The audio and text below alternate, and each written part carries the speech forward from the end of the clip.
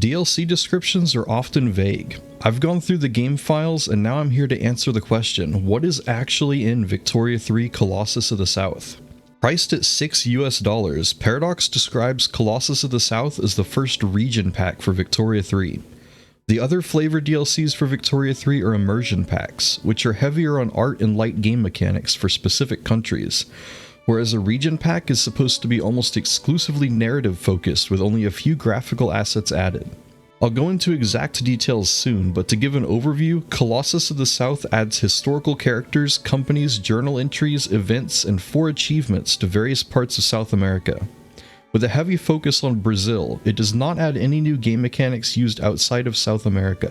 In fact, the only content added outside of South America is a 2-event journal entry for Great Britain about the slave trade, and a journal entry with 9 events about the positivist ideology movement. Graphically, it only adds minor changes to some South American character outfits. This means that if you only play as nations outside of South America, you will only be impacted by having maybe some extra agitators available to invite to your country, an easier time getting positivist characters as a Catholic or atheist nation, and maybe seeing a historical character in charge when you click on a South American nation. There is so little cosmetic content that I would not consider it a reason to buy this DLC either. So what do you get then? Colossus of the South adds 233 historical characters to the game, 7 of which have unique character models. 105 events, all but 1 of which are tied to the 21 journal entries added. 11 unique companies with unique icons, new interest group traits for Brazil, a couple of minor character assets, 3 pieces of event art, and 1 loading screen. Now let's get into a breakdown of which countries the content is actually tied to. I'll go roughly from most content to least. It's possible that the absolute number is off by 1 or 2 for characters or events if I miss something in the game files, but they should be quite accurate. Brazil gets the lion's share of content in this DLC. There are 75 Brazilian events out of the total 105 added, 70 of which are tied to the 12 Brazilian journal entries. They get 31 new historical characters that appear throughout a campaign, with a decent number of each character role. 6 of these characters have unique DNA, meaning they have their own character model. They are the only country to get unique interest group traits in this DLC, for the industrialists, armed forces, intelligentsia, landowners, and rural folk. Lastly, they get 5 unique historical companies with their own company logo icons and bonuses. I won't go through each of the journal entries individually, but the major ones cover monarchy versus republic, modernization of Brazilian political ideology, the elimination of slavery, and the importance of coffee and agriculture to Brazil's economy. Next up is Paraguay. This is essentially the only other country to receive journal entries and events dedicated to them besides Brazil. Paraguay gets 4 journal entries, although only 3 of them were actually for Paraguay itself. They also get 20 new historical characters who are mostly interest group leaders or generals. One of those characters also gets a unique model. The 3 journal entries have 9 total events associated with them and cover succession for the starting ruler, Paraguay's rapid modernization, and Paraguayan expansion efforts.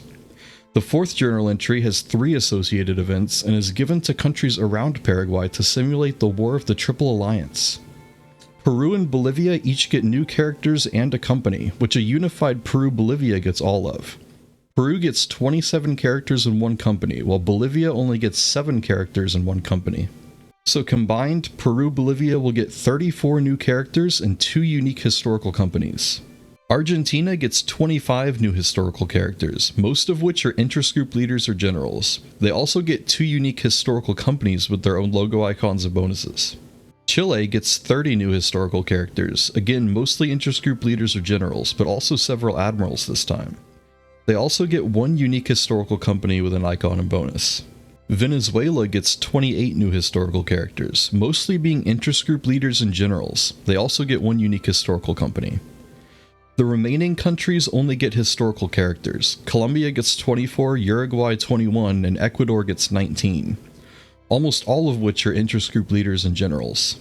3 of the remaining new journal entries are for unifying cultures into formable nations. Gran Colombia, Rio de la Plata, and the Federation of the Andes each have a journal entry relating to forming them with 2 events each.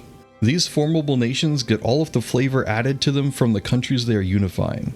This means that Rio de la Plata theoretically gets a combined 66 new characters and 2 companies from unifying Argentina, Paraguay, and Uruguay. Gran Colombia 71 characters and 1 company from unifying Colombia, Ecuador, and Venezuela.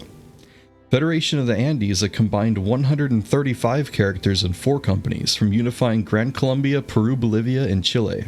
A Federation of the Andes formed by Rio de la Plata theoretically gets 201 new characters and 6 companies. The UK journal entry is called the South Atlantic Slave Trade and gets 2 associated events. The last journal entry added by this DLC is the Positive Stage, which any Catholic or atheist country can get.